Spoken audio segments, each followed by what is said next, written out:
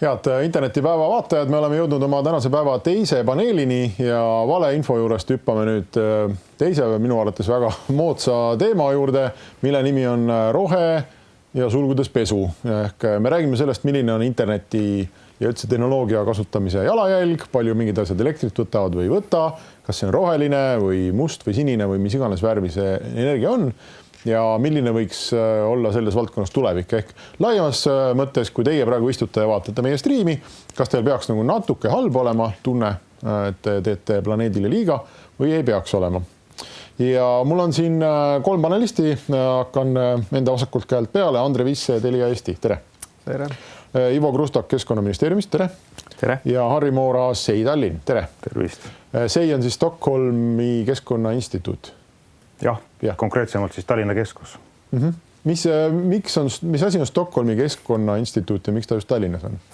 No Stockholmi Keskkonnainstituut ei ole ainult Tallinnas, meil on keskusi globaalselt alates Ameerikast, Afrikast, Aasiast igal pool, et keskkonnateemad on olulised globaalsel tasandil ja meie instituut üritab siis neid keskkonnateemasid läbi poliitikaanalüüside ja muude uuringute analüüside siis suunata õigele rajale. Ja tegelete siis lihtsalt analüüsi ja poliitikanõustamise ja... Jah, erinevate asjadega. Eestis siin muidugi pead olema multitalant, pead kõigega tegelema ja nüüd ma olengi sattunud lausa rääkima internetist. No näed. Homme võib-olla jäätmetest ja ülehomme ei tea millest. Andre, teil oli Telia väga sellise suure meediakäraga. Korraldas, kas oli jaanuaris või? Digiprügi koristuse päeva. Ja ma vaatasin sealt mõningaid huvitavaid numbreid, et te kirjutasite, et üks e-kiri, kui ma saadan näiteks sulle e-maili, panen sinna tätsi ka külge, siis ma võin olla halvemal juhul genereerinud 50 grammi CO2. See on väga palju. Tõsi. Kus ma nii palju saan? Ma ei tea, kas 50 grammi on väga palju või ei. Ma ei tea, kas keskkonnainimesed ütleb, palju tavaline sõiduauto näiteks 100 kilomeetri peale genereerib? No see sõltub autost, aga võib-olla inimesel lihtsam on kuskil 300 grammi tekitad sa CO2, kui sa ühe veepoti, teepoti niiviisi keedupoti soojendad üles. Autode puhul on see asi kahtlane tänasel päeval, aga sellest võiks pikalt rääkida. Meil on õnneks aega ka. Aga jah, nii ta on. Ta on päris palju. Aga see 50 grammi on ka palju. Digikoristuspäev oli juba 3. meil järjekorras tegelikult, mitte esimene. Aga see 50 grammi perspektiivi pannes on välja arvutatud, et see pidavat olema 16 meetrit autosõitu ekvivalent. Ehk siis põhimõtteliselt võib-olla teistpidi arvutades, et kui Tallinnast Pärnusse sõita 130 kilomeetrit, et siis see võrdub umbes 8000 natuke peale e-maili saatmisega või siis tegelikult sama ekvivalent on ka Google'i otsing. Google'i otsing genereerib üks otsing umbes sama palju siis CO2 kui üks e-mail. Nii et selles mõttes aja kokkuhoiu mõttes ma võiks näiteks Pärnusse sõita koosolekule ja mõelda, et ajame asja efektiivsemalt ära, muidu saadame 2 nädalat meile. Aga samas on 8000 e-maili. Ma võiks nendaga mitu aastat neid kirju saata ja siis oleks nagu parlanksis. Mis saab tehtud, eks ole, 8000 e-mailiga loodetavasti. No täpselt jah, aga võib-olla jälle niisugust laiemat perspektiivi luues, et Google'is keskmiselt otsitakse päevas 3,5 miljardit otsingut tehakse. Et seda on ikkagi päris palju, et kui see globaalselt kõik kokku arvutada, siis see CO2 emissioon on ikkagi päris suur, mis sealt tuleb. No sellise temaatika osas esimeste minutitega juba oleme grammide ja Google'ite juures. Kas see on nagu viimastel aastatel tulnud minu meelest see selline digitaalse tehnoloogia jalajälje teema rohkem esile. Seda mina varasemast nagu väga ei mäleta. Et nüüd on tõenäoliselt see osa on sellest nagu turundust, sellepärast, et kõik asjad peavad olema juba turundussõnumis peab see kuidagi olema ettevõttel sees, et me oleme rohelised või neutraalsed ja nii edasi.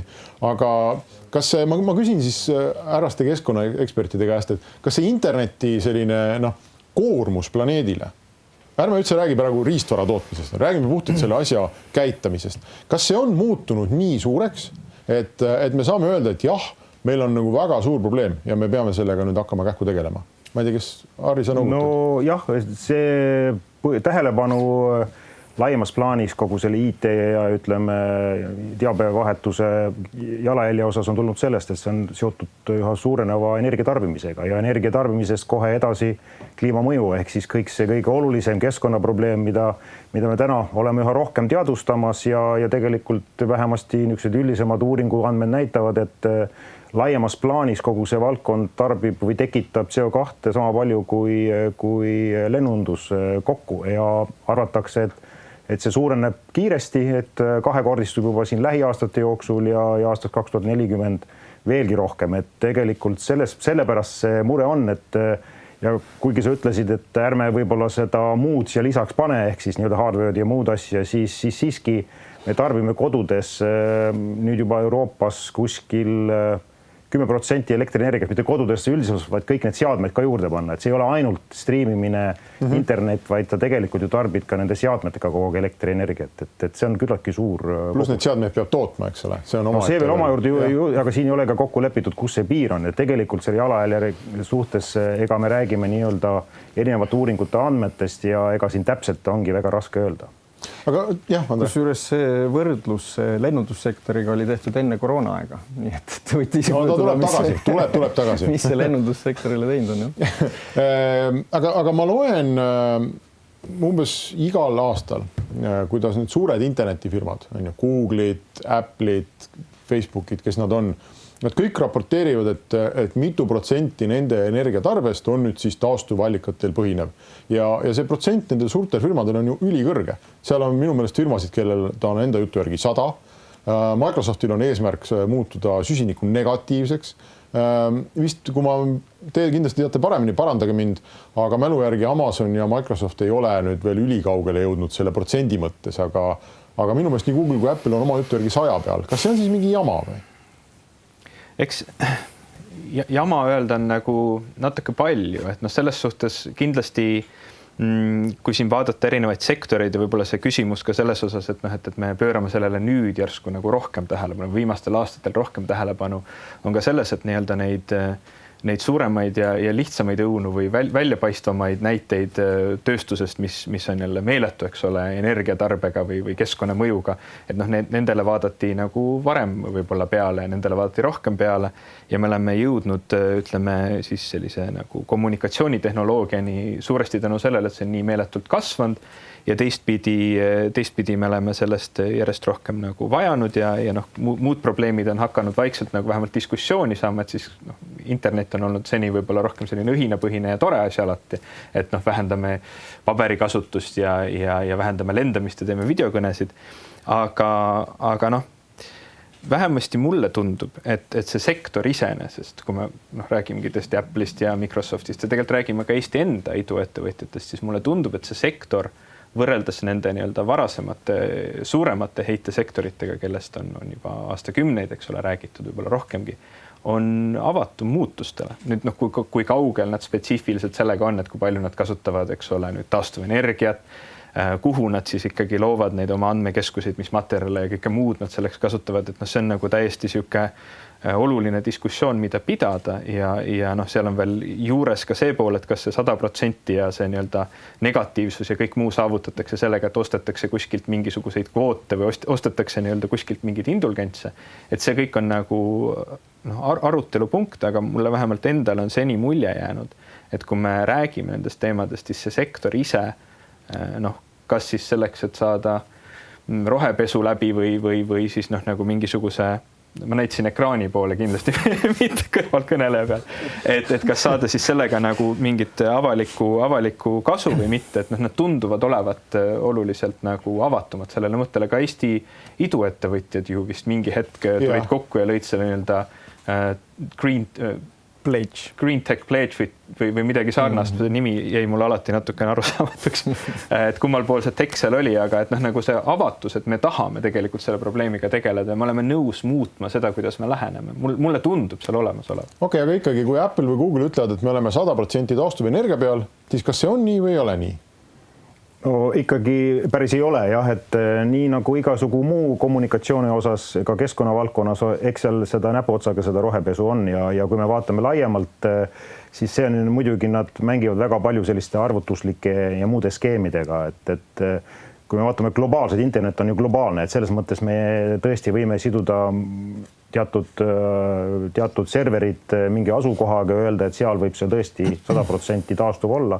Aga laias plaanis me vaatame ju tegelikult, kui me elektrienergia tarbimist, mis on see põhiline sisend kogu selle asja puhul, siis ikkagi 60% vähemasti on fossiilne ja selles mõttes jah, et kas me nüüd tõstame sealt arvutuslikult mingi koguse taastuvat konkreetselt mingisuguste andmekeskuste alla ja siis väidame, et see on 100% nii-öelda taastuvenergia ehk nullemissiooniga, siis see on rohkem selline tänase skeemi mäng, aga summa summarum ma olen täitsa nõus, et see sektor on selles mõttes oluliselt avatum, sest teema on sensitiivne. Nende imidž on selge see seltskond, kes seda jälgib, on väga selgesti kiiresti suurenemas ja sellele pööratakse tähelepanu ja väga hea on, et seda valdkondaga nüüd on hakatud standardiseerima, näiteks need samad andmekeskused, muud teemad, et siin on tulnud väga selged mõõdikud sisse ja väga ikkagi tehniliselt väga selgesti jälgitakse seda energiaefektiivsust selles valdkonnas. Aga kui ma olen näiteks Apple'i juht Tim Cook või ma olen Andre Visse Teli Eestist, on väga kohapeale näide. Nii, tuleb on ju, ma ei tea, 10. kuupäeval tuleb eelmise kuu kogu Teli Eesti elektriarve sulle. See on mingi summa X eurot ja sa näed, et mitu kilovatt-tundi on siis kogu Telia tarbimine olnud. Nüüd, kui sa lähed ja ostad põhimõtteliselt nagu su kõik need on rohepaketid ja sa võib-olla kuskil asukohas see energia ei olnud roheline. Et ma ei tea, on Ukrainas mingi asi võib-olla ei ole tuulikud kõrval. Vahet pole, et sa offsetid selle kusagil maailmas ära. Ühesõnaga sa viid selle balansi endale, et me kulutsime nii ja nii palju ja maksime nii ja nii mitme kilovatt-tunni roheenergia eest. Siis on probleem lahendatud või ei ole? See on hästi filosoofiline ja mitmetasandiline teema tegelikult, sest meie oleme ostnud roheenergiat juba hästi pikalt, aga nüüd järjest enam me nagu tegelikult panustame ka sellesse, et ise ikkagi taastuvallikatel baseeruvalt toota ja lisaks veel panustada ka läbi siis niisuguste nagu lepingute nagu Power Purchase Agreement siis konkreetselt taastuvallikatesse.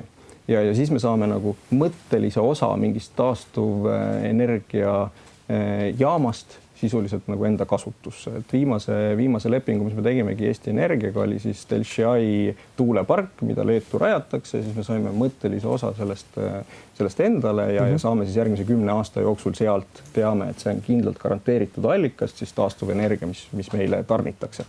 Muidu, kui sa lihtsalt börsilt ostad nagu rohelist energiat, siis sa tegelikult seda allikat ei tea. Siis sa nagu usaldad sisuliselt Eesti Energiat, et Eesti Energia... aga mis selleski siis halb on? Järelikult keegi peab seda kontrollima. Sellest vaatast, et kui sina ostad 100% energia rohelisena, mis te ütlete, Ivo Haarega, siis on... Kas Eesti Energia valetab? Et aga siis on ju väga hästi. Ma isegi võiks öelda, et kui meil tekib selliseid suuri tarbijaid juurde, siis see ju tekitab seda massi või skaalaefekti, ärgitab ehitama uusi tuule- ja päikseelektrijaamu, et see on ju kasulik siis lõpuks keskkonnale. Ma kindlasti ei hakkaks nagu minema nii kaugele, et ütlema seda, et jube paha on, kui ettevõtted reklaamivad ennast roheliselt, sest tihtilugu see võib olla rohepesu või seda on võimalik tõlgendada kui rohepesu ja isegi lihtsalt puhas imidži parandamine, sellepärast, et lõpptulemusena see tõstab inimeste teadlikkust, näitab, et nagu sa ise ütlesid, eks ole, et tõesti suured tegijad mõistavad seda probleemi ja kommunikeerivad, et me arvame, et see on oluline. Aga internetist eriti, internetist rääkides, aga tegelikult kogu meie energiasüsteem ju tegelikult on väga kõigega seotud.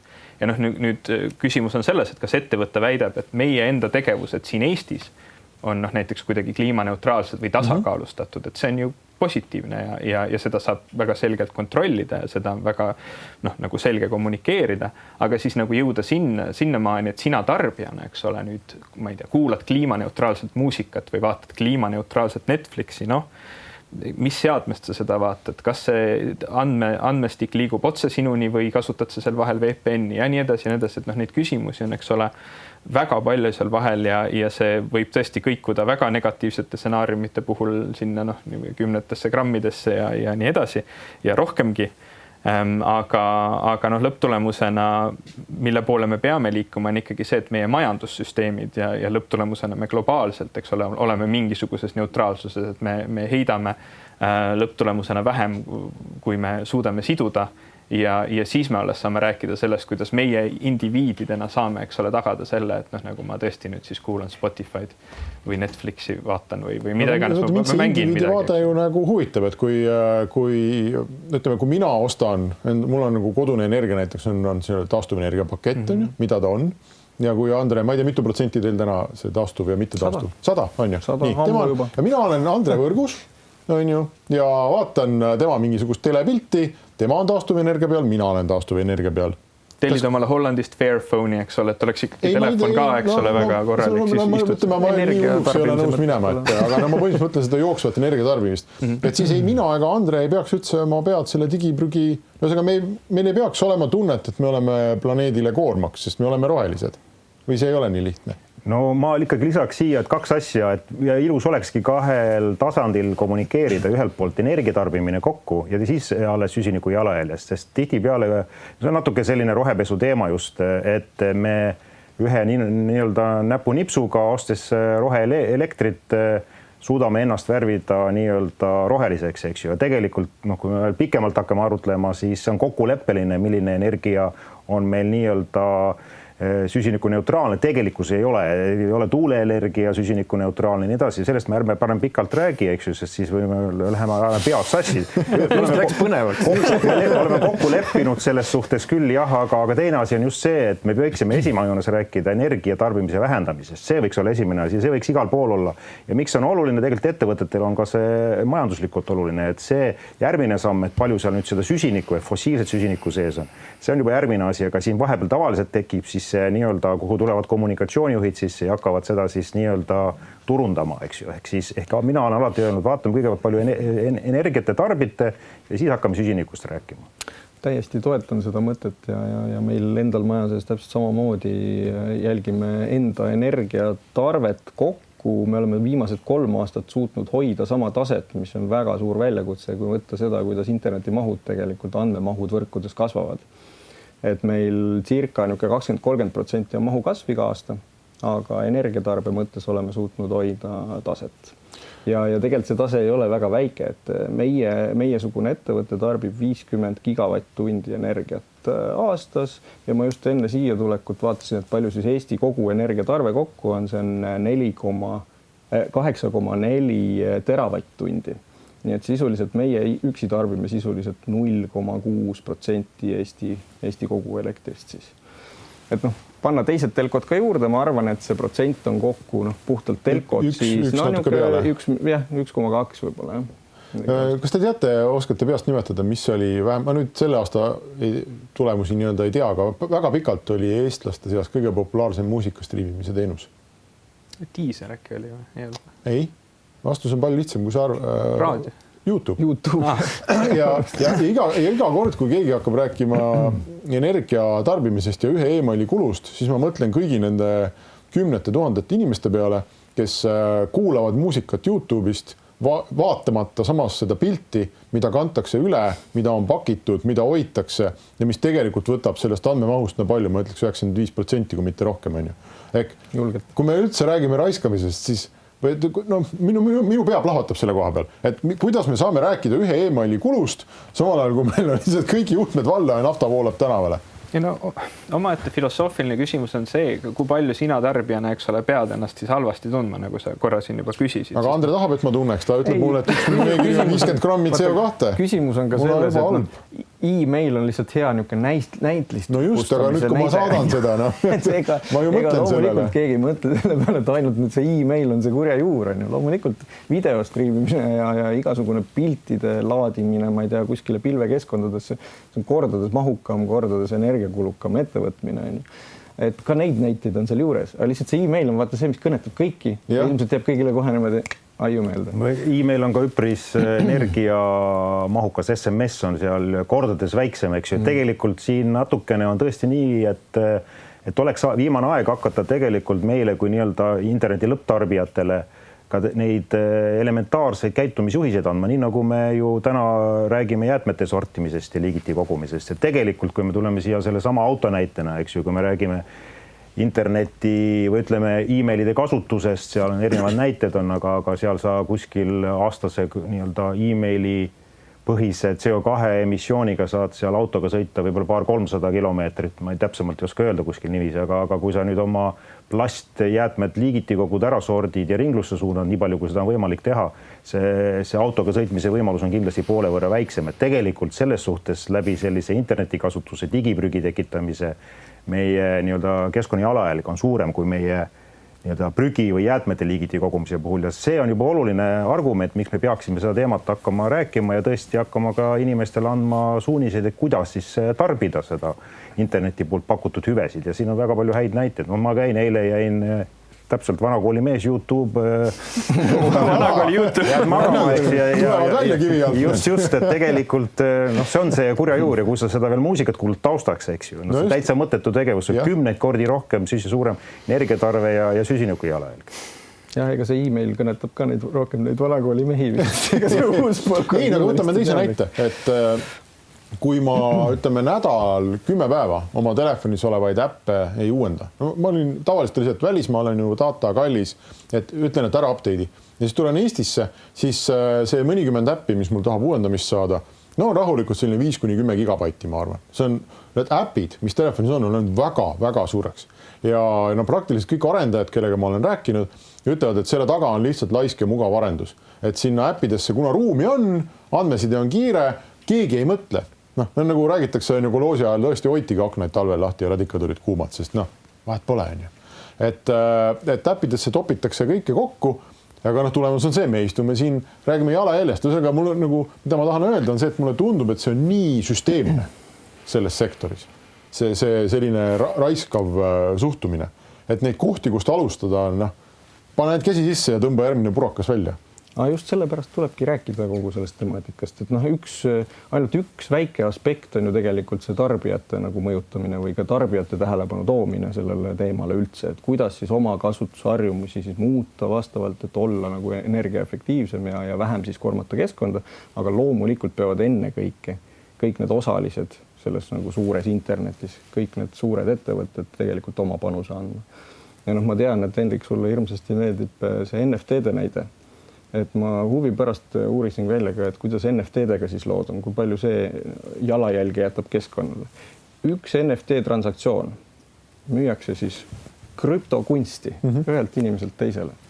Genereerib 340 kilovatt-tundi või kulutab 340 kilovatt-tundi energiat ja genereerib 211 grammi siis CO2.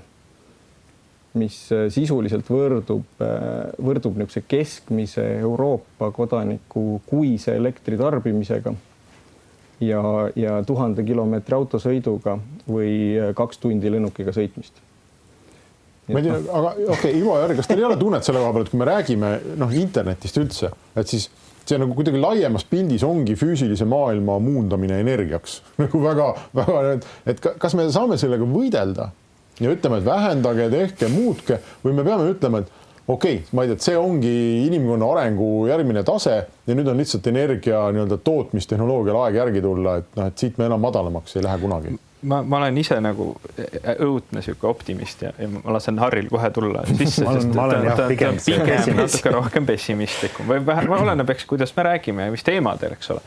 Aga kui ma nagu vaatan natukene optimistlikumast valgusest, siis see fakt, et sulle, Hendrik, see muret tekitab, on iseenesest positiivne.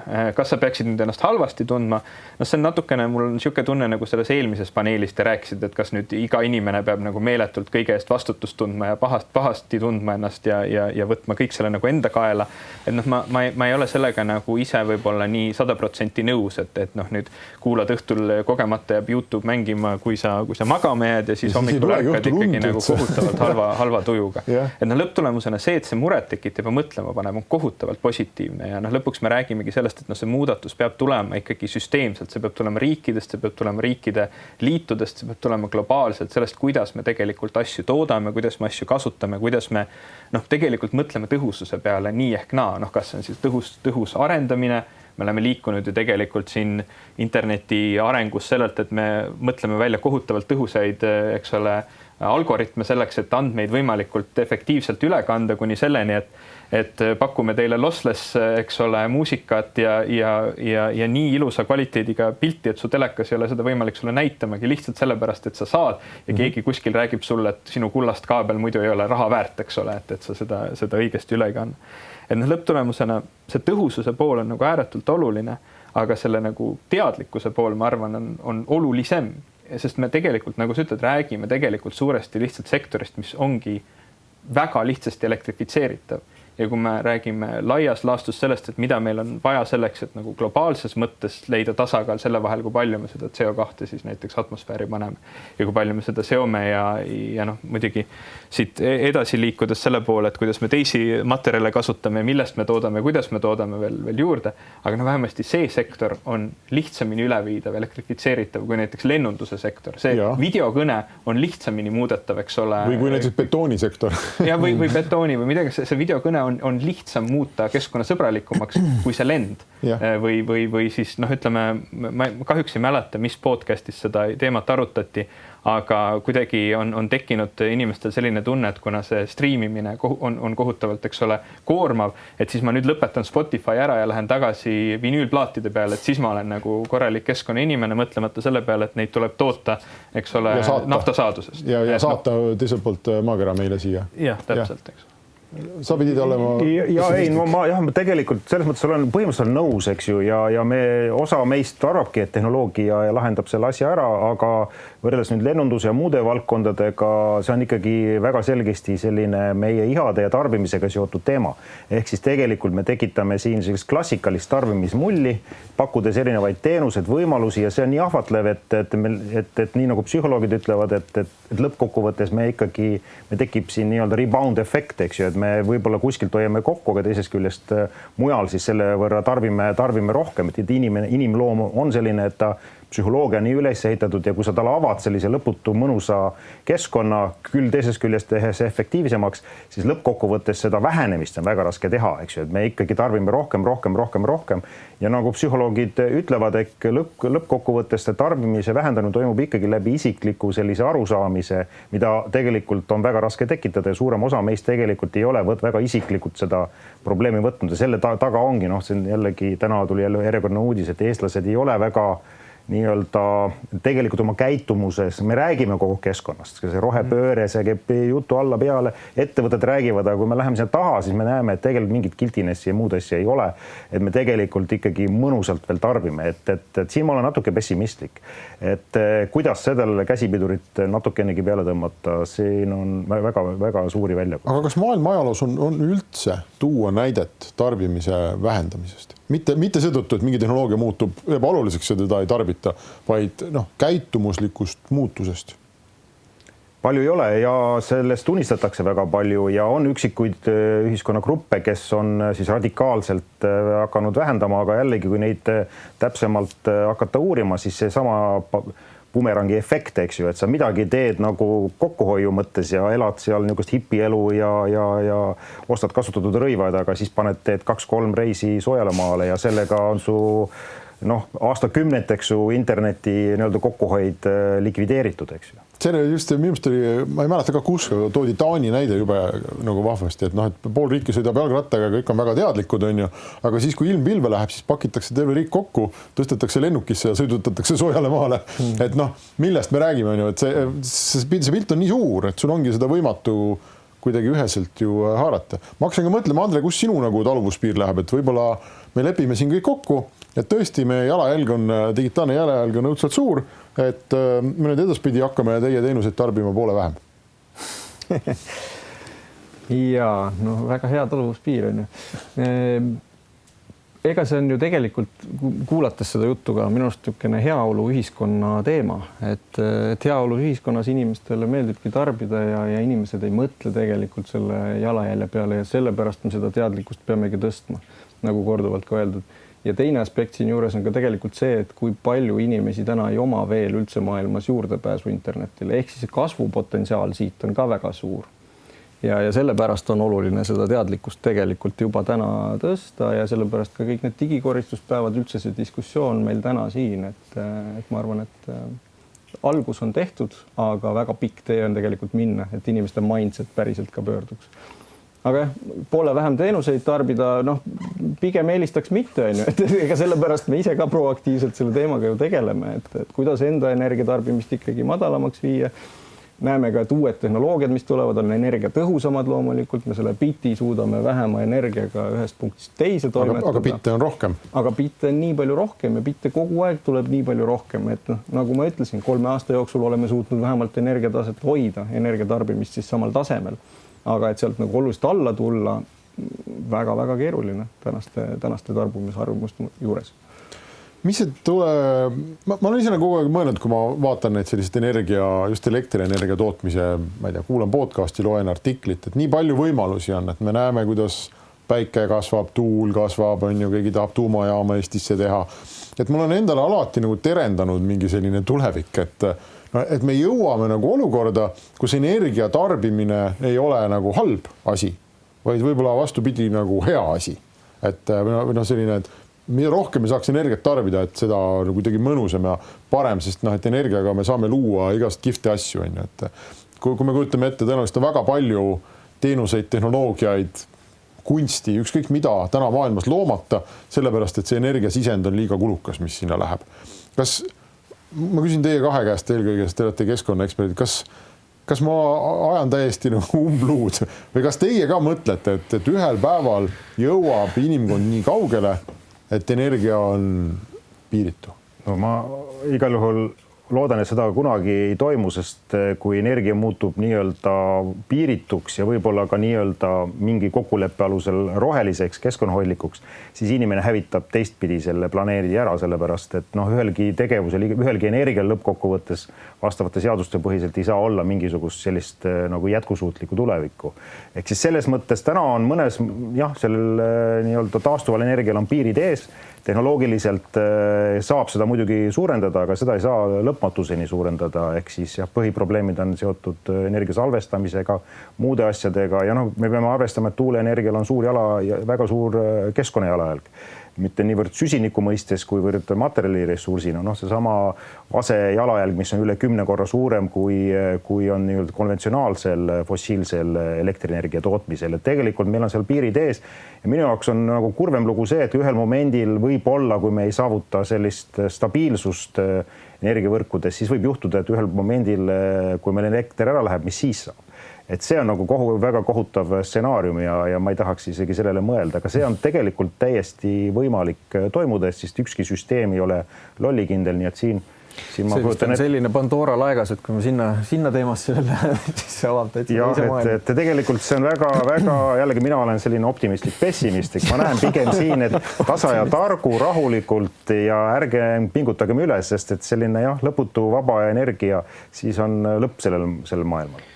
See on natukene nagu selline unistus, mida on müüdud ikka väga kaua aega juba sellise tuumade liitmisel vabaneva energia lootuses ja mis me kõik oleme siin üritanud ehitada ja arendada, aga lõpptulemusena siis tekib küsimus, et kui kaugelt tulevikku sa vaatad, kas me oleme ainult ühe planeedi peal või mitme planeedi peal, et me lõpptulemusena, nagu Harri ütles, räägime ikkagi ju planeedi piiridest ja sellest, et mida meil on võimalik selles süsteemis nii-öelda teha ja toota, aga kui me mõtleme sellele, siin on jällegi kõik on kokkulepped, kõik on see, mida me arvestame, kuidas, millised on paremad ja halvemad variandid, sest midagi sellist nii-öelda ideaalset ju ei ole. Lõpptulemusena energiatarbimine niikuinii kasvab. Ka need stsenaariumid, mis on välja arvestatud, et Euroopa Liit peaks olema aastal 2050 kliimaneutraalne, näevad ette seda, et energiatarbimine suureneb, sest see on see, mida me ju tegelikult näeme inimeste tarbimises ja valikutes ja vajadustes. Ja siin on ka see, et väga paljud nendest sektoritest, mida me täna kasutame peame üleval pidama ühel või teisel tehnoloogial, ka neid tuleb leida viisid, kuidas neid elektrifitseerida, et juba sealt ainuüksi tuleb see juurde. Nii et lõpptulemusena mingisugusest tõhususest, mingisugusest nagu sellisest, et kuhu me seda energiat siis paneme. Me peame niikuinii rääkima, et kust me seda ära saame võtta, nii et see liigselt meid ei koorma või meile liigselt nagu muresid ei too ja kuhu me seda siis saame panna, sest seal on vaja, et mingi tasakaal siin peab olema. Ja ma arvan, et hästi oluline oli ka see aspekt, et kuidas see sotsiaalne aspekt või see ligipääsetavuse aspekt, sellepärast et täna on inimesi, kellel ei ole head ligipääsu energiale, on inimesi, kellel ei ole head ligipääsu internetile ja me ju tegelikult üldiselt arvame, et neil peaks olema vähemalt võrdväärselt meiega. Et see on ju ka teatud mõttes selline eetiline küsimus, et nagu see mõelda, et okei, meie oleme kätte saanud, aga nüüd tuleb, eks ole, siin olla väga keskkonnahoidlik ja mõelda ainult sellele poolele. Et see, ma arvan, on ka oluline aspekt ja siin neid, ma arvan, et just Bill Gates hiljuti kirjutas, eks ole, oma kliimaraamatu nii-öelda ja ta on võib-olla selline nüüd viimasel ajal kõige enim kritiseeritud tehnooptimist, et tema justkui nagu see tees tundub kõlevat, et ärge muretsege, tehnoloogia lahendab kõik pooled. See on see, mida ma siin esindan praegu. Ja tihtilugu ka mina isiklikult kipun nagu väga tihti selle peale nagu langema ja sellel on tõsised puudujäägid sellel lähenemisel, aga lõpptulemusena tal on selles osas õigus, et me ei saa neid probleeme lahendada mõttega, et terved hulgad inimesed jäävad ilma. Jah, ja ilmselt me ei suuda ka lahendada neid probleeme ilma tehnoloogiata, et selles osas on tal ka kindlasti õigus. Aga jah, kuulates just, et siin on nagu niisugune see ligipääsetavuse teemal on väike paradoks ka nagu siin sees peidus, et kui kõik inimesed oleksid selliste tarbimisharjumustega ja tarbimisega nagu meie siin on ju, keskmised eestlased, siis meil oleks ka vaja 2 planeeti on ju selleks, et kogu seda planeeti üleval pidada. Et kui me jällegi selle ligipääsetavuse teeme nagu kõigile universaalseks, kõigile nendele hüvedele, siis ka paratamatult see tarbimine tegelikult kasvab. Ja kuidas nüüd siis selle olukorraga toime tulla? Üks vaataja-kuulaja on küsinud, kas te oskate juhatada inimesi mingi allika juurde, et kust ma saan usaldusväärselt näha, et palju mingisugused digitaalsed tegevused energiat tarbivad või keskkonna jalajälgede on? Kas või seesama üks email, üks Netflix, üks Bitcoin?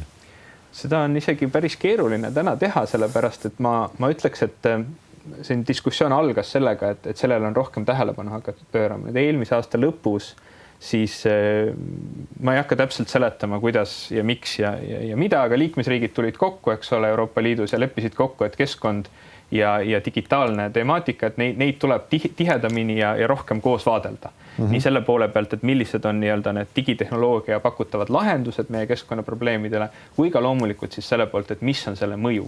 Ja eelmise aasta lõpus siis nad tegid nii-öelda omavahel siis sellised järeldused, kus on kirjas kõik, mida nüüd hakatakse tegema ja seal tegelikult on väga palju rõhku ka pandud sellele, et meil peab tekkima parem pilt sellest ette, et mis see nagu mõju siis on ja samamoodi ka siin Eestis tekitatavad arengukavad ja strateegiad tegelikult näevad seda ette, et me leiame viisid, kuidas seda sektori heidet ja mõju paremini hinnata ja lõpuks siis ka viia teatud mõttes sektori üleselt neutraalsuseni, et aga täna ma ei julge. Aga ma ei tea need jutud, et Bitcoin kulutab sama palju energiat kui Hong Kong või Šveits või me loeme neid artikleid, kus keegi on arvutanud lihtsalt kuskil paberi nurga peal või? No eks need uuringud on palju ja ega nagu sellist ühtset andmebaasi või niisugust kellegi poolt verifitseeritud alust ei olegi, et selles mõttes on raske pakkuda. Jube hea oleks, kui läbi võib-olla Euroopa Komisjoni arenduste siis tekiks mingisugune ühine alus, mis tõesti põhineks sellisel korrektsetel uuringutel, aga see teema on sellepärast keeruline, et kui me hakkame jällegi asukohapõhiselt seda asja hindama, siis me saame ühe pildi, kui me vaatame seda laiemalt globaalselt, see on teine pilt.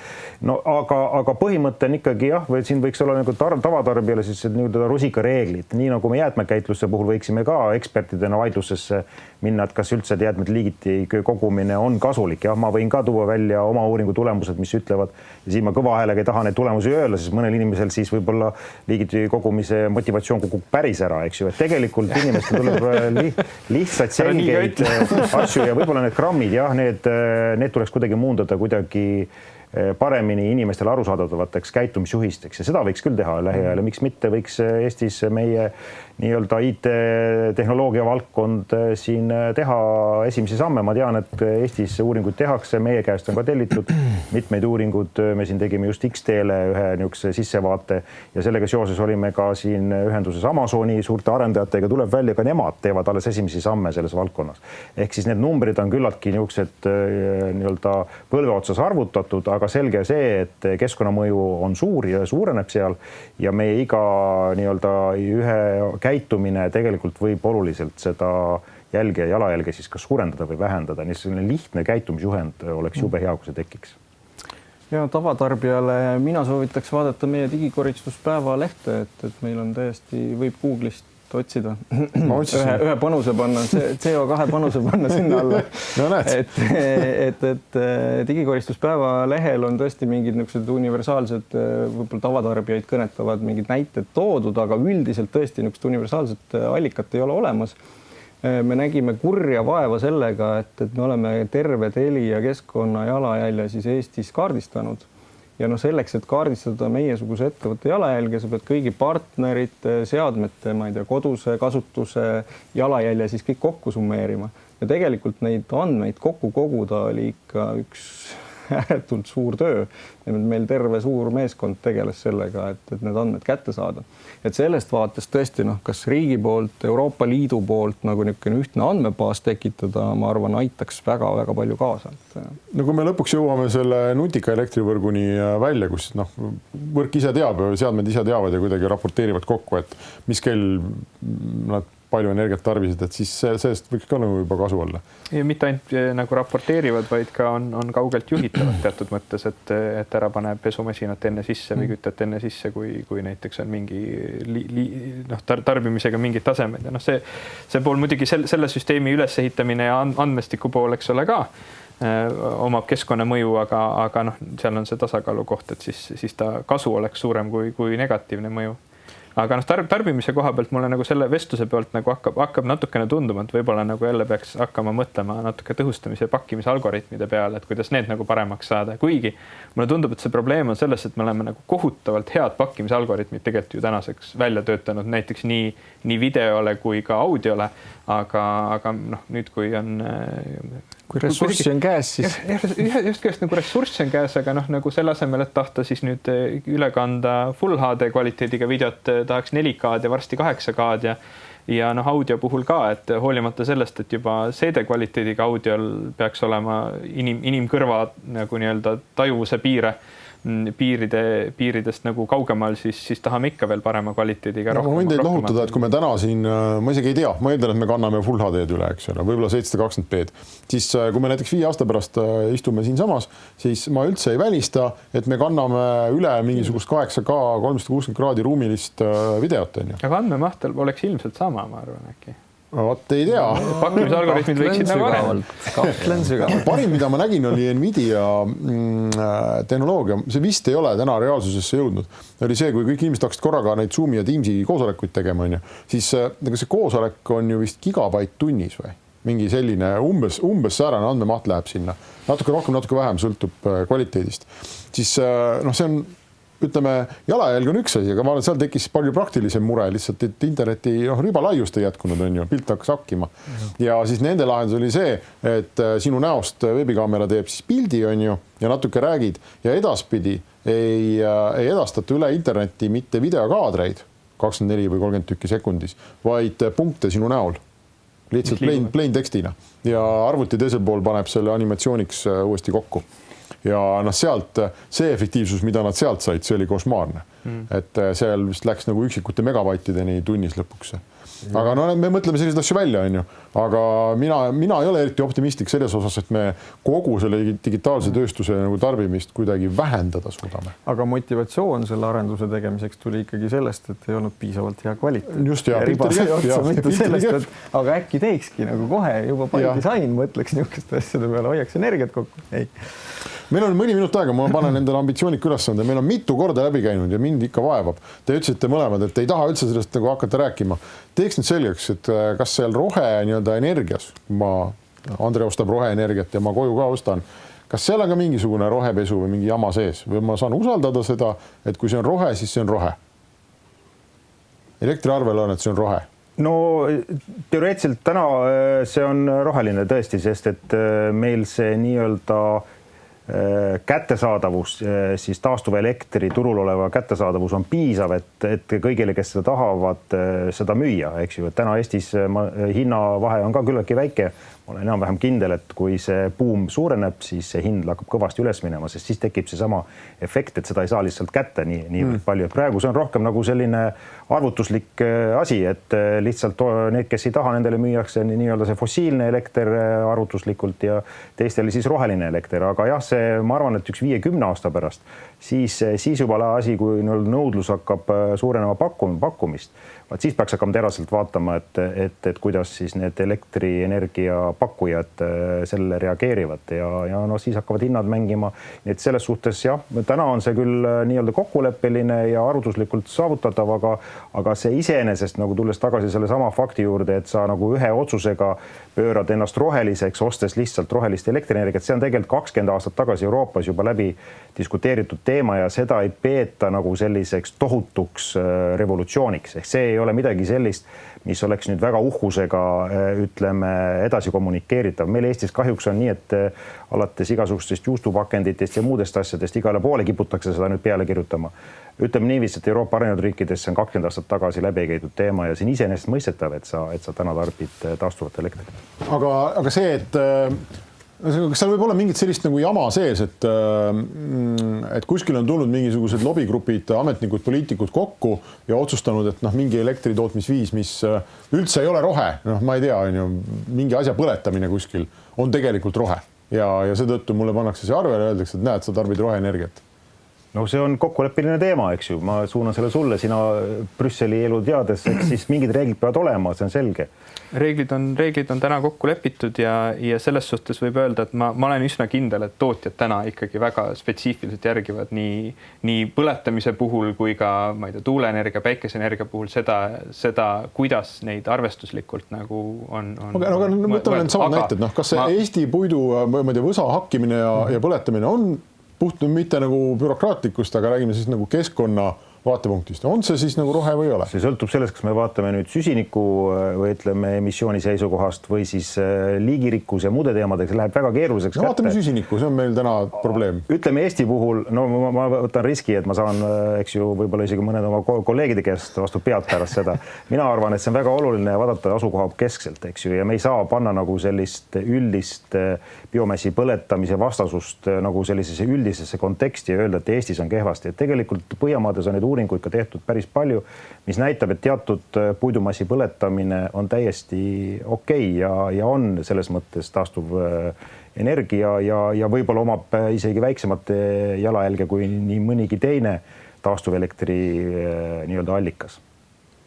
Aga sa võid põhjendada võib-olla Euroopa seisukohast, sest seal vaadatakse nagu potti nagu laiemalt selles mõttes. Jah, ja ütleme Euroopa seisukohast täna suuresti see diskussioon käibki selle ümber, et kuidas me neid erinevaid kasusid tasakaalustame, sest Euroopa poole pealt kindlasti me näeme, et CO2 heite kontekstis biomass on mõistlik lahendus või jällegi teatud konteksti, teatud kriteeriume arvestades on mõistlik lähenemine. Aga need kriteeriumid on asjad, mida saab üle vaadata, on asjad, mida saab arutada, kui nii-öelda avalik huvi muutub. Aga samas me teame ka seda, et Euroopa poole pealt on täna ka väga suur soov näiteks elurikkuse seisukorda parandada, sest ka see on täna pigem eriti globaalses mõttes rääkides ju ikkagi pigem väga kehvas seisus. Ja lõpuks me jõuame jälle tagasi selleni, et see on nagu tasakaalu küsimus, et siin ei ole sellist nagu win-win situatsiooni, kus ma saan, eks ole, elektriarvel teha ühe klõpsu kuskil internetis ja nüüd ma olen, eks ole, puhtaks pestud kõikidest keskkonnavastutustest, et me ikkagi räägime piiratud süsteemidest, piiratud ressurssidest ja tegelikult meeletult suurest soovist kõike seda kasutada.